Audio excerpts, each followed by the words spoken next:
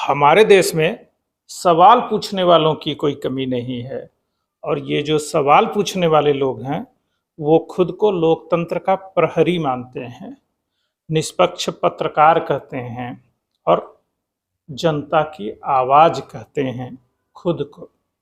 मतलब ये सारे विशेषण वो खुद को खुद ही दिए हुए रहते हैं और वो लगातार जनता की आवाज़ उठा रहे हैं, ऐसा वो कहते रहते हैं।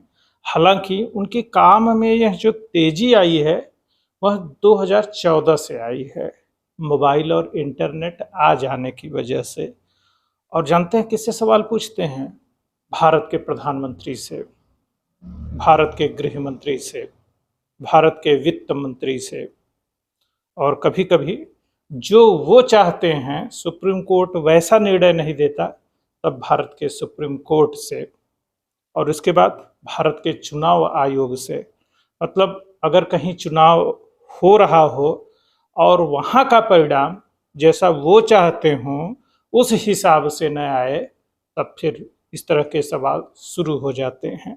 मतलब सरकार जो भी करती है उस पर वह सवाल पूछते हैं, अरे भैया तुम कौन हो, तुम्हारी क्या हैसियत है, तुम सवाल पूछ भी सकते हो कि नहीं? खैर कोई बात नहीं, सवाल तो पूछ ही सकते हैं।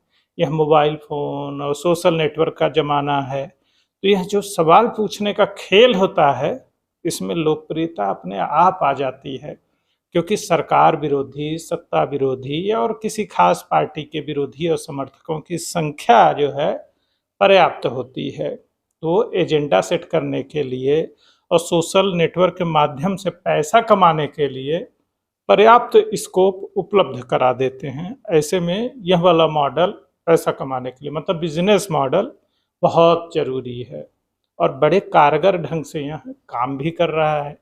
और कोई बुराई भी नहीं है भाई, अपना स्टार्टअप है, अपना काम है, दो तीन लोग एक दो मोबाइल फ़ोन लेकर छोटा सा स्टूडियो सेटअप कर सकते हैं और अच्छी खासी कमाई शुरू हो जाती है।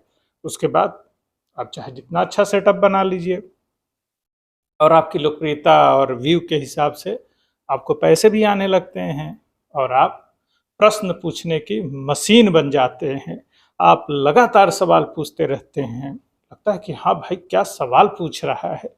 पर क्या आपको पता है कि लोकतंत्र में सवाल पूछने के लिए हमारी संसद होती है, जो सत्ता पक्ष में लोग बैठे हैं, वह प्रधानमंत्री का जो पूरा कैबिनेट होता है उससे सवाल पूछने की एक प्रक्रिया है और वह संसद में निभाई जाती है। तारांकित प्रश्न, अतारांकित प्रश्न। सोचिए संसद सत्र जब चलता है तो पूरे 1 घंटा इसी सवाल जवाब के लिए होता है और उसको बाकायदा सबूत की तरह संसदीय रिकॉर्ड में रखा जाता है, जो आगे भी इतिहास में दर्ज हो जाता है और उससे कोई इनकार नहीं कर सकता है। तो हमारे जो सांसद हैं और विधानसभाओं के लिए जो विधायक हैं वो सरकार से लगातार सवाल पूछ सकते हैं और कोई सरकार उससे बच नहीं सकती है। लिखित और मौखिक जवाब उसे देना ही पड़ता है। बाकी ये सोशल नेटवर्क पर सवाल जवाब वाला किस्सा चलता रहता है और ये जो सवाल पूछ रहे होते हैं इसमें से ज़्यादातर तो भले ही पब्लिक डोमेन में मौजूद होते हैं, बस उसको सेलेक्टिव ट्रुथ के साथ ये प्रस्तुत करते रहते हैं। मतलब चयनित सत्य, अर्ध चयनित सत्य, अनुकूल सत्य, इसी का खेल सोशल मीडिया पर चलता रहता है। हमको आपको जो सूट करता है उसको दिखाते रहिए।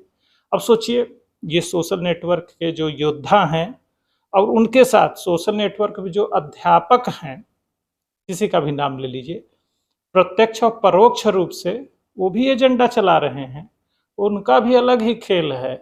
आप भी इस खेल में शामिल तो नहीं हो जाते? भाई तथ्य और सत्य बच्चों को बताइए और उनके सही मायने समझाइए, अपने एजेंडे में उन्हें फंसाइए मत। और सोचिए घुमा फिरा के जिस एजेंडा को वो चलाना चाहते हैं उसे ही चला रहे होते हैं। तो सब लोग अपनी रोजी रोटी के जुगाड़ में लगे हैं और अपना खेल खेल रहे हैं। अब इस खेल में आप कितने पारंगत हैं और इनके व्यापार को कितना बढ़ावा दे रहे हैं, इस बात का आपको, हमको, सबको ध्यान रखना ही पड़ेगा, क्योंकि यह देश हम सब की जिम्मेदारी है। कब कौन से सवाल पूछने हैं, कब कौन सी बात करनी है, इस बात को भी तो हमें ही समझना होगा ना, क्योंकि हम एक जिम्मेदार नागरिक हैं कि नहीं, यह बात इसी से साबित होगी। जय हिंद, जय भारत, वंदे मातरम।